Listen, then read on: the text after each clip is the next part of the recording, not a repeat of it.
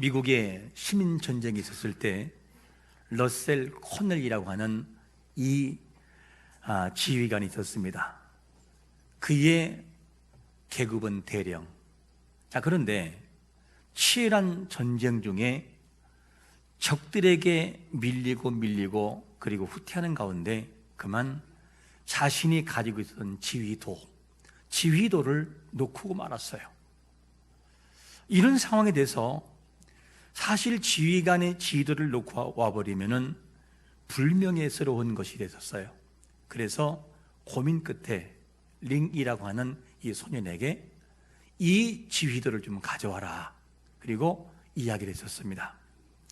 그랬더니만 링이라는 이 소년이 목숨을 걸고 적진으로 투입돼요. 그리고 그 지휘도를 가지고 왔어요. 근데 오는 중에 총을 맞아버렸네요. 하지만 링이라는 사람, 이 소년은 힘을 다해서 칼을 들고 어디까지 오느냐? 천막, 이 코넬이라는 사람이 거하는 천막이 넘까지 칼을 가지고 쓰러져 버려요. 거기서 마지막에 운명하기 전에 이 소년이 이 코넬 대령에게 이런 말 남기고 죽습니다. 저는 죽음이 두렵지 않습니다. 부활하신 예수님께서 나와 함께 계시기 때문에 저는 두렵지 않습니다. 그분이 나의 친구이기 때문에 저는 죽음이 두렵지 않습니다. 이 말을 하고 죽어요. 그의 마지막 말을 지켜본 무신론자이면서도 회의론자인 이 코넬이 고민에 빠진 거예요. 그리고 그 시체 앞에 무릎을 꿇어요. 그리고 코넬이 뭐라고 고백하냐면, 주여, 이 소년 앞에서 나는 어떻게 하면 좋겠습니까? 주여, 지금까지 이 소년이 찾는 하나님을 위해서 평생 제 목숨을 바치겠습니다. 그 위에 이 코넬이 신학을 공부하게 되지요. 그리고 자신의 전 재산을 털어서 학교를 세우게 되는데, 이 학교가 어디냐? 곧은 코넬 신학대학교예요. 그리고 이 필라델피아 소재인 템플 대학교를 세워서 여기에서 많은 사람들을 배출시키는 일을 감당합니다. 이 코넬이라는 사람, 그리고 링이라는 사람이 이 복음을, 그 복음의 능력을 듣고 링이라는 소녀는 죽음 앞에서도 두렵지 않다. 그리고 죽고 그 복음의 능력이 코넬의 마음을 두드려서 사람들을 살리는 역할을 감당한 것이 복음의 능력, 부활의 능력이었어요. 예수 그리스도의 부활을 믿는 사람들에게는 이런 영향력이 있어야 됨을 믿으시기를 축원합니다. 죽어도 능력이 있고 죽어도 사람을 살리는 능력이 있어요. 반면에 참 너무나 가슴이 아픈 것은 반기독교적인 삶을 살아가는 이들도 있다는 거예요. 최근에 국내 한 작가가 하나님과 예수 그리스도 그리고 기독교에 대해서 강한 비판을 해요. 그가 다름 아닌 누구냐? 한국 기독교에서 존경받아온 대형교회 유명 목사의 자제예요. 와, 그렇게 아버지는 훌륭한데 자제는 얼마나 기독교를 비판하고 그 부활을 부인하는지. 그래서 그는 기독교를 뭐라고 하느냐? 심리학에 물든 부족한 기독교, 이런 책을 써버려요. 신의 변명, 이런 것들. 그리고 부활, 역사인가 믿음인가? 이래서 정면적으로 부활을 부인하는 일들을 자행하고 있어요. 신앙과 신학이 정돈되지 않은 자를 신학자라고 이름은 사람들이 붙여요. 그리고 난도질을 합니다. 신약의 저자들이 예수를 신적인 메시아로 왜곡했다는 거예요. 사람들이 하는 말이, 이 사람이 하는 말이, 오래전 십자가에서 처형된 갈릴리 출신 청년이 신약에서 일약 갑자기 뭘로 바뀌냐? 신성시 돼서 왜곡된 편집을 했다, 이런 말을 하고, 미래의 부활을 믿는 신앙 고백보다 중요한 게 뭐냐? 지금 여기 풍성한 생명을 품은 순간으로 다시 살아나는 것이 중요하다. 와, 이런 말을 해요. 어릴 때부터 믿었던, 알고 지냈던 그 마음속에는 알긴 했으나 믿지는 않아요. 여러분, 우리 자녀들이 예수 그리스도를 믿어 그분을 고백하는 것을 감사하시기를 축원합니다. 얼마나 감사한지 몰라요. 그래서 어릴 때부터 들었던 우리 성경 이 말씀은 반드시 그대로 성취가 되고, 그리고 성경은 반드시 부활이 있음을 우리에게 알려주고 있어요.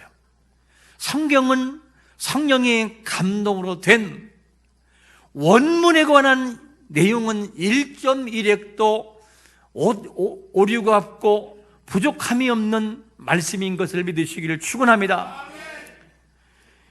그래서 베드로가 새롭게 거듭난 모습으로 뭐라고 고백하지요? 마태복음 16장 16절과 17절 한번 같이 한번 우리 읽겠습니다. 고백하는 마음으로 시작. 시몬 베드로가 대답하여 이르되 주는 그리스도시요 살아계신 하나님의 아들이시니이다. 예수께서 대답하여 이르시되 바요나 시몬아 내가 복이 있도다. 이를 내가 알게 한 이는 혈육이 아니요 하늘에 계신 내 아버지시니라. 할렐루야. 야, 그리스도를 믿는 거, 아는 거 얼마나 이게 복인지 몰라요. 그리스도는 사망 권세를 이기시고 부활하셨으며 하나님 보좌 우편에 앉아 계시고 우리를 위해 중복이다 그 것임을 믿으시기를 축원합니다. 그분은 부활했어요. 이거를 부인할 이유가 전혀 없어요. 우리는 머리로 하는 신앙에서 믿는 신앙으로 옮겨져야 돼요. 반드시 믿어야 되는 거죠. 오늘 본문에도 평소에 말씀하신 이 주의 말씀을 믿지 못함으로 시리에 빠져 있는 사람들이 등장을 해요. 믿지 않음으로. 알고는 있었어요. 근데 믿지는 않아요. 제자들이 평소에 들었던 말씀이 뭐냐면 이런 말씀이었어요.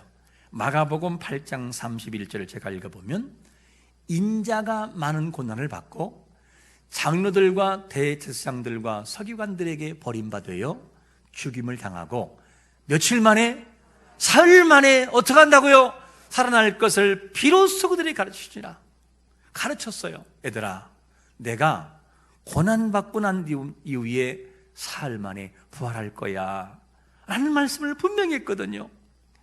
이 말씀을 계속 했지만 그들은 믿질 않아요. 그 당시에는 믿는 것처럼 보였으나, 알고 있는 것처럼 보였으나 막상 예수님이 십자가상에 딱 돌아가셔 죽으시는 순간 아무것도 아니었어요. 믿지도 않았고 믿으려고 하지도 않았어요. 이렇게 주님의 고난을 통해서 예수님의 말씀하신 것들을 믿지 않고 알고만 있는 상황이 됐을 때 이들은 어디를 벗어나지 못하느냐? 첫 번째로 바로 무덤을 벗어나지를 못해. 무덤에 머물러 있어요. 이 내용이 1절과 2절에서 이렇게 말씀하고 있잖아요.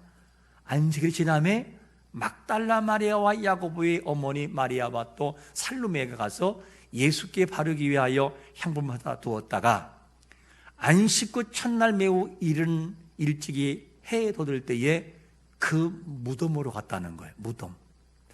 자, 여기서 안식 후 첫날이면 예수님이 부활했을 때요? 안 했을 때요? 부활했을 때요. 안식 후 첫날.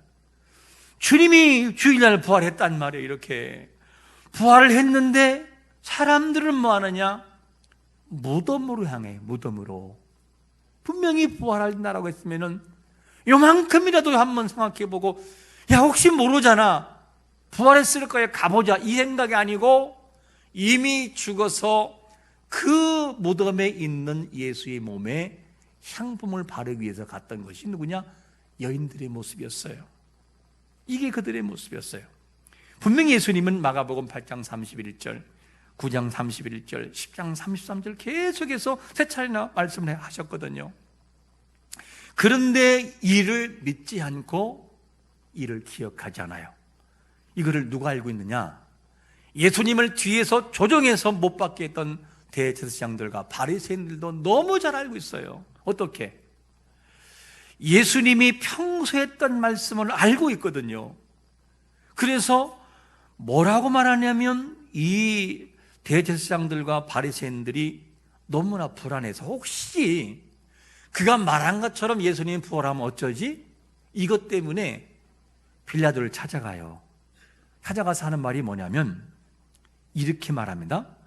마태복음 27장 63절에 보니까 주여, 저 속이던 자가 살아있을 때 내가 사흘 만에 부활한다고 분명히 말했는데 혹시 이거 자기들이 이렇게 해가지고 시체를 금쳐가 놓고 살았다고 말하면 안 되니까 저 무덤을 지키게 달라고. 그리고 경비병들을 시켜서 무덤을 지켜요. 그런데 경비병을 시켜서 무덤을 지키는데 무덤을 지키고 있을 때에 어떤 일이 벌어지느냐? 큰 지진이 나고 주의 천사가 하늘에서부터 내려와 돌을 굴려내고 그 위에 앉아서 있는데 형상이 번개 같고 옷같이 흰 모습이었다. 이거를 다 지켜보는 거예요. 이거를 봤는데 경비병들이 어떻게 하느냐? 성에 들어가서 마태복음 28장 11절 말씀처럼 대제사장에게 알려요. 사실은 이만저만해서 예수가 부활했습니다. 이 얘기를 하니까 뭐라고 말하냐? 경비병들의 사실대로 얘기해 버리니까 야, 그거 얘기하지 말아라. 그러면서 돈을 줘요. 너희들 절대 얘기하면 안 된다. 우리가 잠들어 있는 사이에 예수의 제자들이 시체를 훔쳐가 버렸다. 이렇게 이야기를 전해라. 그리고 거짓된 걸 전하게 만들어요. 이렇게 돼서 경비병들도 그 예수님의 부활을 알게 되고 대제사장들도 알게 됐어요. 그런데 평소에 그렇게 주님을 따르고 주님밖에 없다라고 하는 막달라 마리아, 살로메 이 여인들도 그렇게 주님을 사랑한다고 했는데 막상 죽음 이후에는 말씀을 믿지를 않아요. 부활을 믿지를 않아요. 이 모습이 곧 우리의 모습일지도 몰라요. 우리는 이론상으로 주여 부활했습니다, 주님을 찬양합니다 라고 막상 내가 죽음의 현장에 그리고 죽음에 다다르는 순간 왔을 때는 큰일 났다. 부활에 대한 부분을 전혀 기억하지 못하고 부활을 믿으려고 하지도 않고 친척 중에 그리고 우리 가족 중에 누군가가 세상을 떠나면 부활이 있을까? 진짜 부활할까? 진짜 부활할까? 의심을 가져요. 이게 뭐냐면 여인들의 모습과 다를 바가 아니라는 것이죠. 여러분, 부활을 의심하지 말고 믿는 자가 되시기를 축원합니다. 믿으셔야 돼요. 아는 것으로 끝나서는 안 된다니까요. 여인들은 예수님의 부활을 믿지 못했기 때문에 또 안 믿고 있었기 때문에 시체가 썩는 냄새를 맡기 위해서 향품을 준비해요. 우리말로 바꾸면, 원문으로 말한다면 아로마 향을 가지고 갔다 그 말이에요. 향. 이 향을 가지고 무덤으로 갔는데 시체의 부패를 막기 위한 것이 아니고 냄새 제거예요. 왜 그러냐? 애굽의 문화에서는 미라를 만드는 그런 하나의 풍습이 있으나 유대 이스라엘에는 그런 풍습이 없었어요. 이 당시에 그냥 냄새 제거를 위해서 갔던 거였었죠. 그러니까 이 여인들도 평상시에 그렇게 주님이 아니면 안 된다고 말하고 그렇게 주님을 사모했는데 이거를 안 믿다가 언제 믿느냐? 천사가 너희들 찾는 예수는 그가 말씀하신 대로 사흘 만에 부활했다라고 말을 하는데 믿으려고 하는 것도 아니고 무수하는 것도 아니고 두려워 떨어 입을 어떻게 할 수가 없는 상황으로 있고 그제서야 그들이 생각하고 믿는 것을 봐요. 이게 누구냐? 여인들의 모습이었어요. 여러분, 그렇다면 여인들이 이런 모습이었다면 3년 동안 예수님과 함께 다녔던 제자들은 어땠을까? 그렇게 신앙을 고백했던 베드로와 그리고 그의 제자들의 신앙은 어땠을까?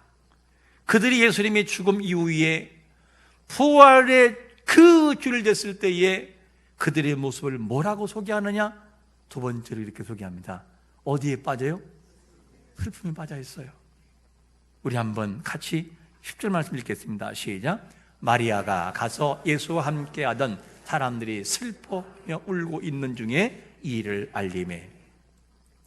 이 마리아가 누구지요? 7 귀신 들렸던 여인이었어요. 예수님이 부활하신 다음에 가장 먼저 찾아간 것이 누구냐? 7 귀신 들린 마리아를 찾아가요. 그리고 부활한 것을 말씀하여 너무너무 기쁜 나머지 마리아가 달려가서 제자들에게 얘기를 하는 거예요. 예수님 부활했다고 그렇게 말하는데 이들은 뭐하고 그랬냐? 우리말로 말하면 울고 있어요. 부활하신 예수님은 이미 부활했는데 그 제자들은 뭐냐면 부활을 믿지도 않고 슬픔에 빠져있는 그들의 모습 우리에게 보여주고 있어요. 여러분, 왜 예수님을 평상시에 눈에 보였을 때는 그렇게 낮추고 예수님 아니면 안 된다고 말했는데 막상 예수님이 죽고 그리고 무덤에 있을 때 사흘 만에 부활하신 것은 왜 믿지는 않는 것일까? 이것이 우리의 어쩌면 내면의 신앙일 수도 있어요. 그렇게 부활의 설교를 듣고 부활을 강조하지만 부활은 진짜 내 것으로 믿지 않는 우리의 모습. 예수 그리스도 그분을 알아요. 그분은 나의 구주가 되시고 부활했을 것을 알아요. 근데 막상 나이 들 때서는 믿지 않는 우리의 모습. 이것이 나약한 우리의 연약한 믿음일 수 있어요. 여러분, 왜 이들은 믿지 않았을까?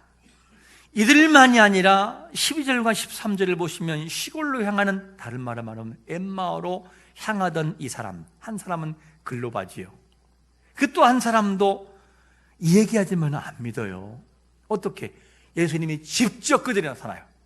다른 모양으로 눈이 가려진 상태에서 복음을 쭉 설명을 해요. 평소에 했던 주님 말씀을 주님께서 풀어주어요. 쫙 풀어주니까 마음이 막 뜨거워지기 시작을 해요. 그리고 난 다음 뒤늦게서야 그분이 살아나셨다는 것을 알게 되죠. 이게 누구냐? 제자들의 모습인 것을 보게 됩니다. 우리는 본문을 보면서 우리의 신앙이 어떠한지를 한번 냉철하게 살펴봐야 됩니다. 우리는 지금 죽어도 천국 갈 확신이 있는가를 한번 물어봐야 돼요. 여러분, 지금 내가 죽어도 천국 갈 확신이 있습니까? 이것을 믿지 못한다고 한다면 우리는 부활을 믿지 않는 거죠. 죽어도 산다라고 하는 예수 그리스도의 말씀을 우리가 믿지 않는 거예요. 그러므로 여러분, 내가 이렇게 살다가 지금 내 생명이 끊어져도 나의 영혼이 천국에 들어간다는 거, 하나님이 나를 내 영혼을 받으시고 영원한 그 나라의 아들로 딸로 받아준다는 사실을 조금 더 의심하지 않기를 축원합니다. 그래서 믿음의 사람들은 두려움이 없어요. 죽음에 대해서. 왜냐? 부활의 주님이 나의 주님이시니까. 이걸 믿는 게 참 중요합니다. 그러므로 여러분, 예수 그리스도는 사망 권세를 이기시고 부활하셨고 우리 또한 마지막 그때에 부활할 것을 믿으시기를 축원합니다. 이것이 참된 부활의 신앙이 되어야 되는 거죠. 그런데 이 부활이 없고 부활을 믿지 못한다면 특별히 믿는 자에게 어느 그 저자가 말한 것처럼 부활이 하나의 픽션, 하나의 이 소설로 끝난다고 한다면 우리는 세상에서 가장 불쌍한 사람들이에요. 주일이 되면 놀러 가지도 못했잖아요. 우리는요. 남들은 관광차를 빌려서 그렇게 가는데도 우리는 주님의 예배에 대한 거룩한 부담 때문에 이곳에 앉아있고 일평생을 그렇게 살아왔잖아요. 그것이 좋든 싫든 강압적이든 차이적이든, 왜냐하면 예수의 흔적이 있으니까. 남들과 함께 욕을 퍼붓고 싶어도 못할 때가 있었잖아요. 왜냐? 네가 하나님의 자녀요, 너의 이마 속에는 그리스도이라는 이름이 있으니까 네가 내 자녀이기 때문에 너의 행실을 세상의 빛으로 보여주란 주의 말씀의 거룩한 부담감 때문에 하고 싶어도 못할 때가 많았잖아요. 억울하고 너무너무 속상할 때도 말을 못하고 그렇게 속으로 우려할 때도 있었잖아요. 왜냐하면 내가 주님의 자녀이기 때문에 혹여 혈기를 부리거나 혹여 나의 모든 다혈질이 나오면 주님의 이름의 거룩함에 먹칠할까 봐 혹여 모세가 잘 감당하다가 한번 지팡이로 두드렸던 바위 때문에 가나안 땅에 못 들어가는 일들이 생기는 것처럼 혹여 우리의 잘못된 것 때문에 주의 이름이 욕먹을까 봐 차지하고 또 차지하고 나를 깎는 훈련이 우리 앞에는 지금까지 있잖아요. 우리에게 너무나 이런 것들이 많이 있어요. 그런데 마지막에 예수의 부활이 없고 우리의 부활이 없다 그러면 우리는 사기당한 사람이기 때문에 성경은 뭐라고 하냐? 얘들아, 그렇다면 너희가 세상에서 가장 불쌍한 사람이란다. 이 얘기를 하나님 스스로가 말씀하셔요. 그러나 우리는 세상에서 가장 불쌍한 자가 아니라 가장 행복한 사람들인 것을 믿으시기를 축원합니다. 왜입니까? 고린도전서 15장 20절과 22절 한번 같이 읽습니다. 같이 시작. 그러나 이제 그리스도께서 죽은 자 가운데서 다시 살아나사 잠자는 자들의 첫 열매가 되셨도다. 아담 안에서 모든 사람이 죽은 것 같이 그리스도 안에서 모든 사람이 삶을 얻으리라. 할렐루야. 이 사실이 있다는 거예요. 실제로 믿으세요.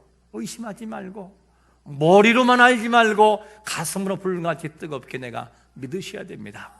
그러면 놀라운 역사가 반드시 있다는 것이죠. 그래서 주님의 부활은 역사로 끝나는 것이 아니고 실제의 사건에 있는 실화예요. 실화. 나도 그리고 우리도 반드시 이렇게 부활하게 될 것입니다. 교회에 나오면서 부활을 믿지 못하는 사람이 종종 있을 수 있어요. 천국이 이론으로는 이해가는데 마음으로는 안 믿어지는 사람이 있을 수 있어요. 너무너무 불쌍한 거예요. 이게 우리가 반드시 천국이 있음을 바라보고 우리는 천국과 부활에 대한 말씀이 반드시 사실이라는 사실을 믿고 나가야 돼요.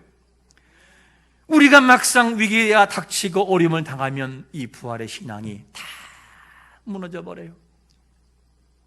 사망 권세에 계신 그분의 부활의 소망이 우리에게는 실제인데 이것이 무너진다니까요.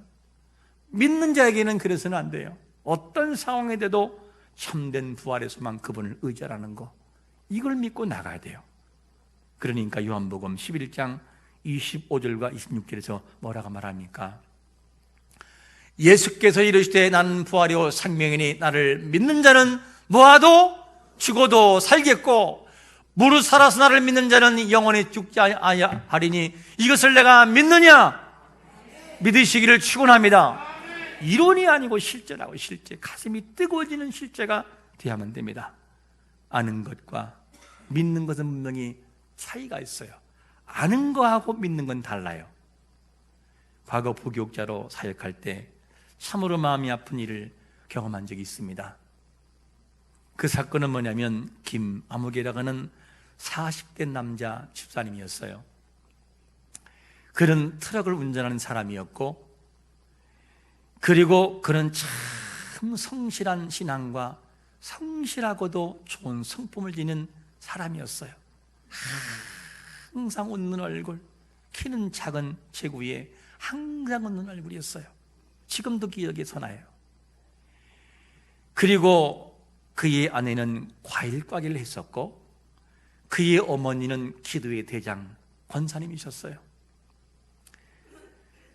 그런데 어느 날 소식이 와요.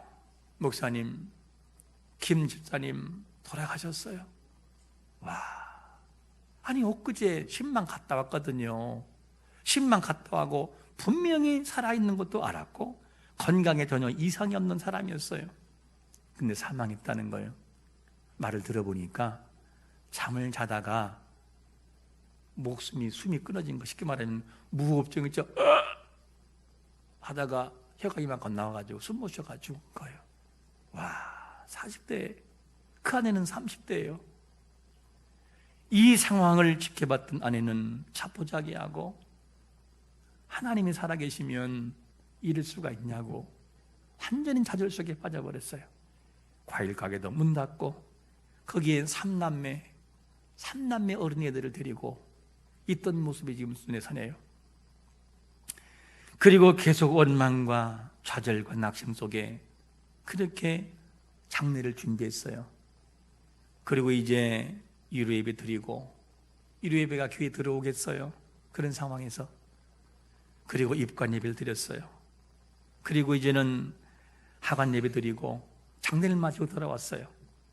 근데 이 사람의 얼굴이 갑자기 밝아지는데 뭐라고 말하냐면, 목사님, 저는 이제는 감사할 수 있습니다. 기뻐할 수 있다고. 왜 그러냐라고 물어봤더니만 자기가 너무너무나 속상하고 원망스러워 하나님을 원망했다는 거예요. 이럴 수가 있냐고. 내 남편을 데려갈 수가 있냐고. 이 젊은 나이에 뭘 그렇게 잘못했냐고 막 원망했다는 거, 속으로. 그리고 대체 이럴 수가 있냐고 도대체 이해가 안 돼서 모든 걸 포기하고 싶고 죽고 싶었다. 그런데 입관 예배를 드리는데 갑자기 하늘이 열리더니만 황금마차가 내려오더래. 이렇게 그 입관 예배 드리는데, 그리고 그 자기 남편을 거기에 태우면서 남편이 웃으면서 가더라는 거예요. 이거를 자기 눈으로 확실히 봤다는 거예요. 그러면서 하는 말이면, 내 목사님, 저는 이제는 감사하다고, 내 남편 천국 갔다고 다 믿는다 그러면서 얼굴이 밝아지는 것을 제가 직접 목격을 했어요. 머리로 아는 것하고 믿는 것은 달라요. 우리는 성경 말씀을 알 수 있어요. 그러나 그 말씀을 믿지 않는 것은 믿음이 아니에요. 아무리 부활을 얘기해도 머리로 부활을 알 수 있지만 그 부활이 진정 나의 부활로 믿는 것은 다른 문제예요. 천국이 있다라고 하는 것을 아무리 알려주어도 이론으로 아는 것과 그 나라가 반드시 있다라고 믿는 것은 다른 문제예요. 여러분, 아는 것으로 끝난다면 우리는 슬퍼할 수밖에 없어요. 아는 것이 아니라 믿는 자가 되시기를 축원합니다. 말씀을 머리로만 알고 있던 자들을 향해 주님이 나타나셔서 하신 말씀이 뭡니까? 부활 이후에 마가복음 16장 14절 보니까 이렇게 말씀합니다. 그 후에 11 제자가 음식을 먹을 때에 예수께서 그들에게 나타나서 그들의 믿음이 뭐를요? 없는 것과 마음이 완악한 것을 꾸짖으시니, 이는 자기가 살아난 것을 본 자들의 말을 믿지 아니함이라. 안 믿었기 때문이라는 거예요. 이것을 주님께서 책망하는 것을 보게 됩니다. 평소 말씀드렸던 알고 있던 사람들, 그들이 단지 알고 있는 것으로 끝나고 믿지 않으니까 무덤에 머물러 있는 여인들을 끝나버려요. 그리고 그렇게 함께했던 예수님의 제자들도 슬픔에 잠기고 말았어요. 이게 뭐냐? 안 믿는 자들의 모습이에요. 우리는 질문해 봐야 됩니다. 나는 아는 자인가? 믿는 자인가? 나는 아는 자인가? 믿는 자인가? 단지 아는 것으로 우리 신앙이 머물러 있다면 우리는 슬픔에 잠겨있던 제자들처럼, 그리고 무덤의 향품을 바르러 가는 여인들과 다를 바가 없을 것입니다. 주님은 말씀합니다. 네가 왜 믿지 않느냐?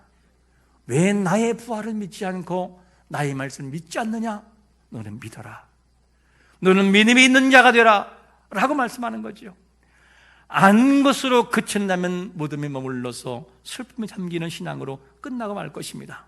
그러나 믿는다면 부활의 주님을 찬양하고 부활의 소망이 내 마음속에 열매를 맺힐 것입니다.